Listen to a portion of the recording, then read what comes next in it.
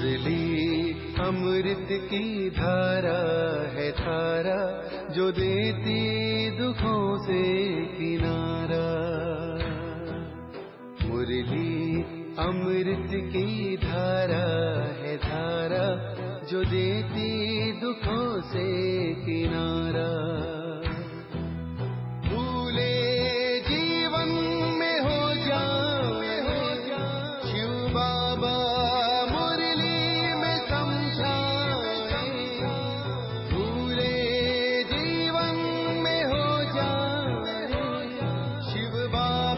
ओम शांति। आज की तारीख है 21 सितंबर 2023 के बाबा के साकार महावाक्य। मीठे बच्चे, जब तक आत्मा पांट में है तब तक उसे 100% रेस्ट मिल नहीं सकती। रेस्ट मिलती है निर्वाण धाम में, वहाँ कोई पाठ नहीं।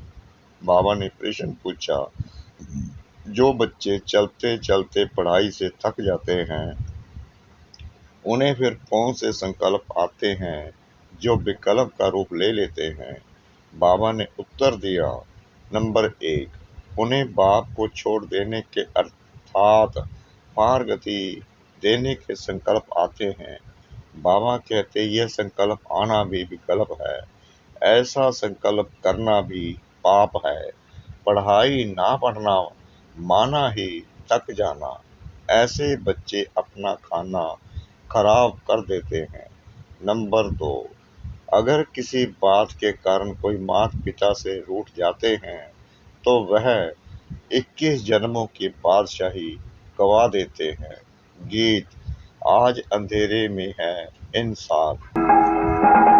आज अंधेरे में है हम इंसान, ज्ञान का सूरज चमका दे भगवान। आज अंधेरे में है हम। ओम शांति। यह है भक्ति का गीत व प्रार्थना। किसके पास प्रार्थना करते हैं? भगवान के पास। परंतु घोर अंधेरे में होने कारण भगवान को जानते ही नहीं, तो अब सुने कौन? जब भगवान उन्हों की पुकार सुने तब आकर ज्योति जगाए। परंतु बच्चे भगवान को जानते ही नहीं, तो सुनेंगे फिर कैसे? अभी तुम सम्मुख बैठे हो, भगवान तुमको घोर अंधेरे से घोर सोजरे में ले जा रहे हैं। गाते भी हैं, ब्रह्मा की रात और ब्रह्मा का दिन।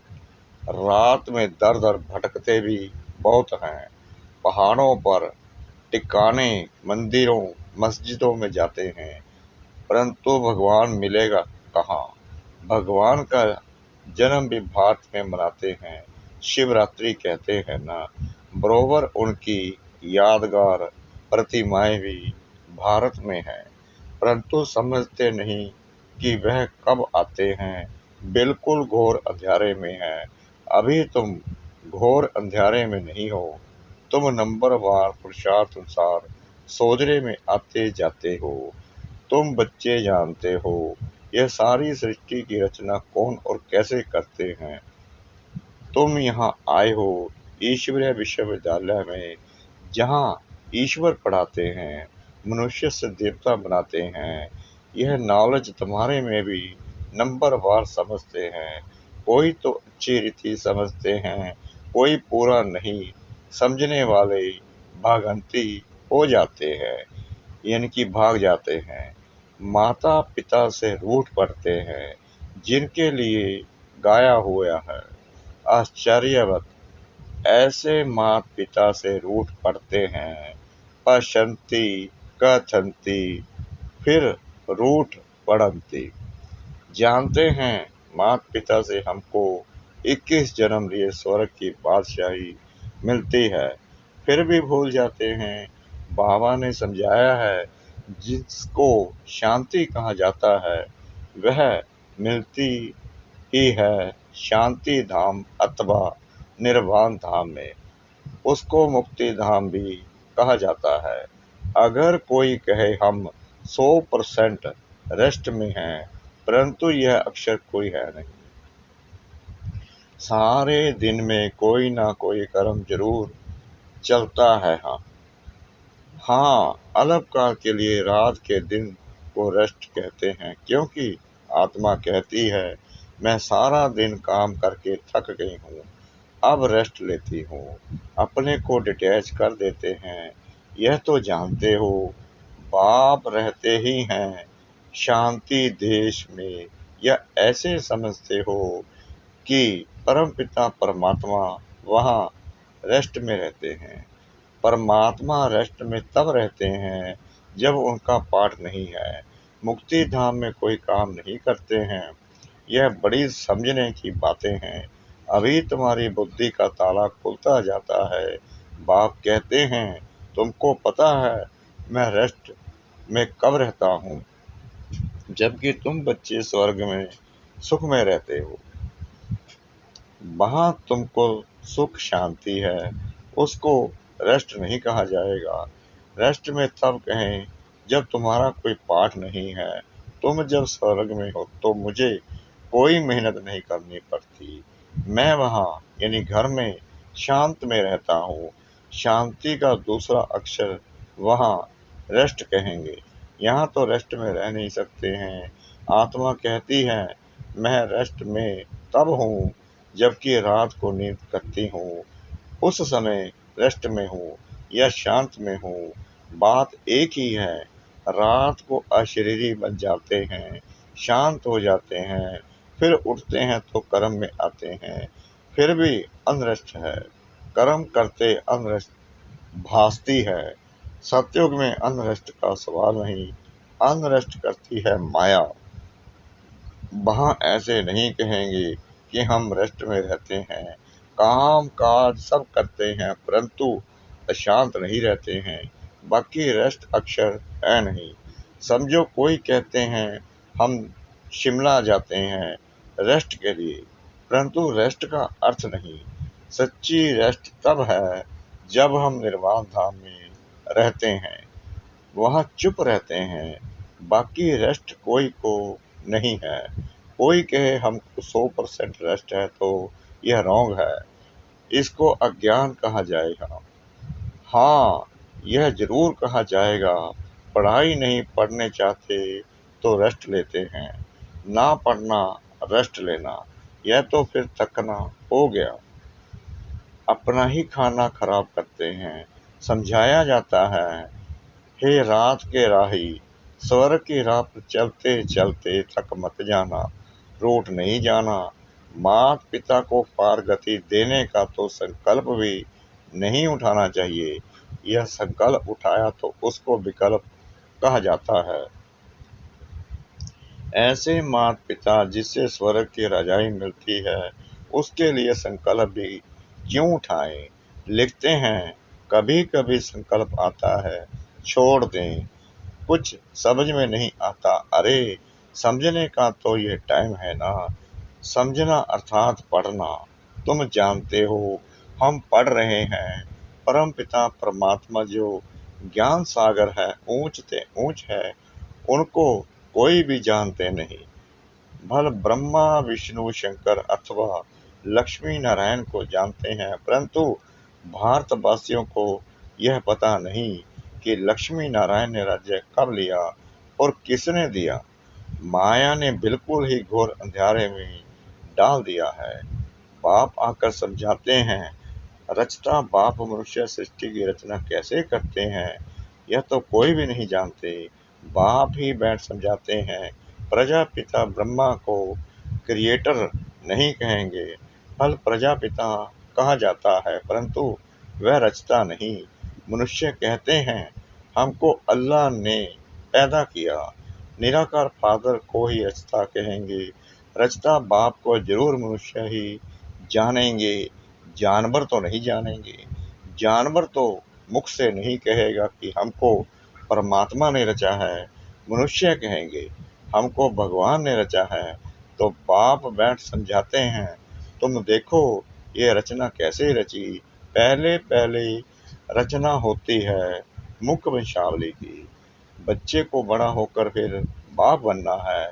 यह बेहद का बाप कहते हैं देखो मैं भी कैसे रचना रचता हूँ, इनमें प्रवेश कर इनको मुख द्वारा कहता हूँ, हे आत्मा तुम मेरी हो, मैं तुम्हारा बाप हूँ। फिर इनके द्वारा तुम बच्चों को रचता हूँ, तुम हो मुख वंशावली। अज्ञान काल में भी कहते हैं ना, जैसे हैं तैसे हैं, मेरे हैं। बाप भी ऐसे कहते हैं, तुम ब्रह्मा के बच्चे बन जाते हो तो अभी तुम हो मुख वंशावली, फिर तुम कुक वंशावली भी बनेंगे। बाप कहते हैं, तुम मेरे हो, फिर तुम देवी घराने में जाएंगे। बाप यह ईश्वर रचना कैसे रचते हैं, यह कोई भी समझ नहीं सकते। बाप समझाते हैं, यह यानी ब्रह्मा भी कहते हैं, मैं भी मुख वंशावली बनता हूँ। बाप के साथ माँ जरूर चाहिए। तुम कहते हो हम प्रजापिता ब्रह्मा के मुख वंशावली हैं, शिव बाबा ने हमको अपना बनाया है, उनको शरीर तो चाहिए ना। शिव बाबा को तो शरीर नहीं है, शरीर का लोन लेते हैं, फिर कहते हैं तुम मेरे हो। इसको कहा जाता है मुख वंशावली। शिव बाबा इस मुख से इस स्त्री द्वारा कहते हैं कि तुम मेरे बच्चे हो।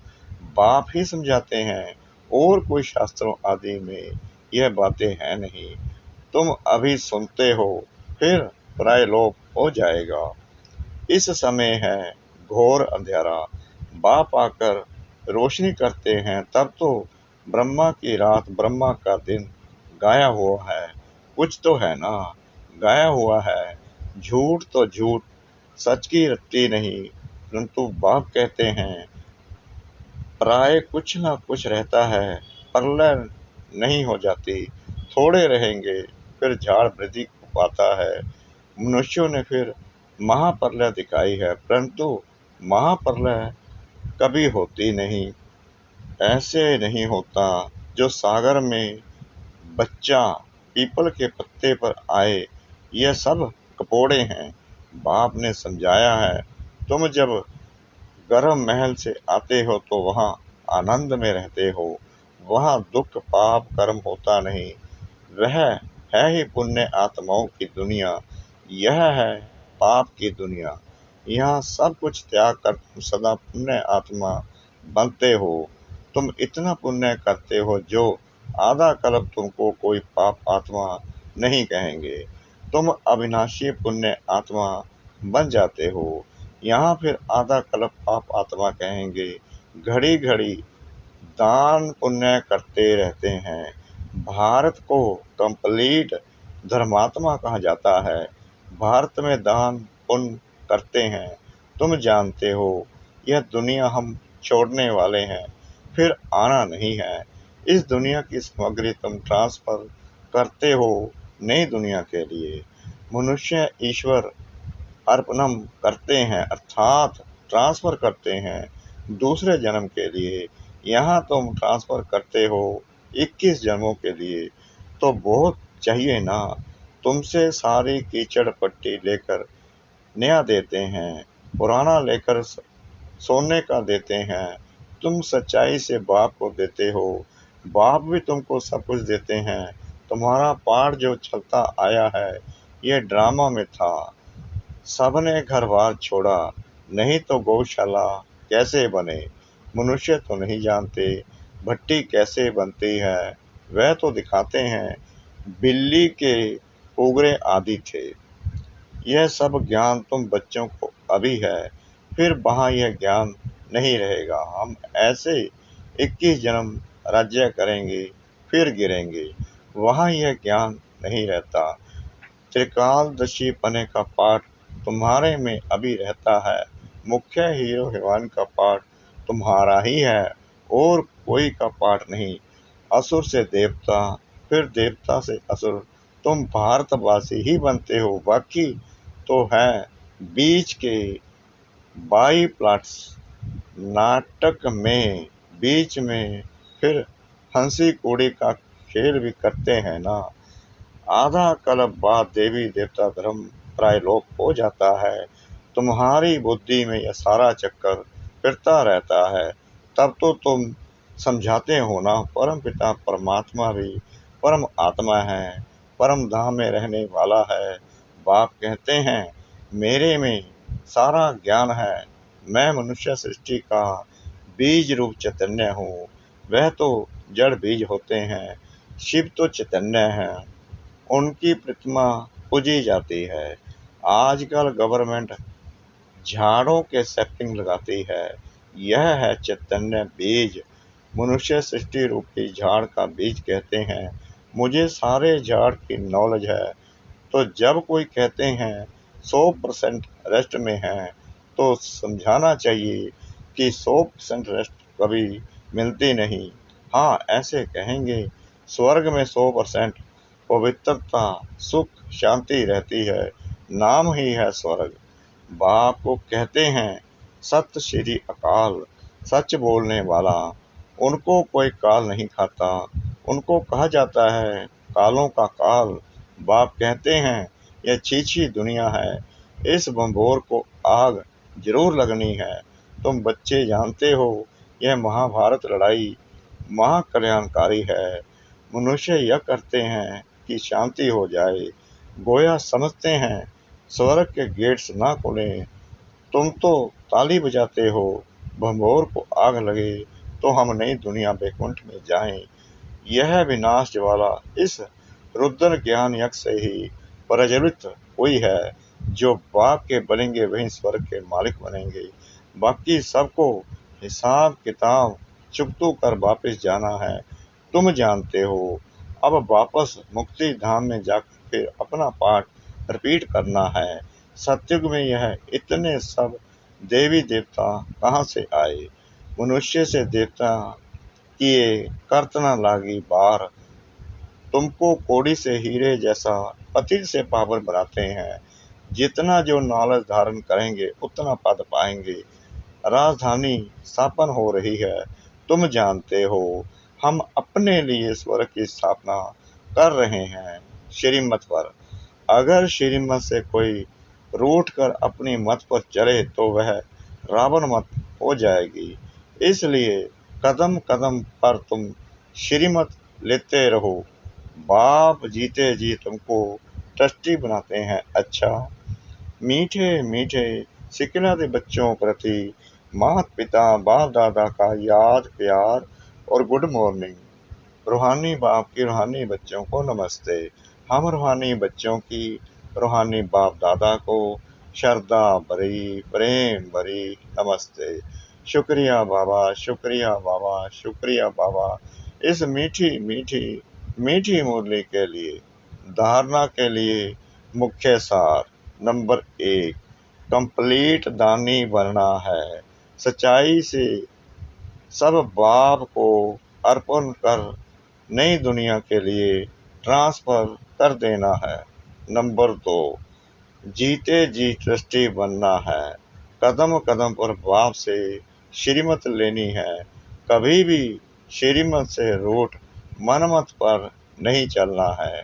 वरदान, कंबाइंड रूपधारी बन सेवा में खुदाई जादू का अनुभव करने वाले खुदाई खिदमतगार भव।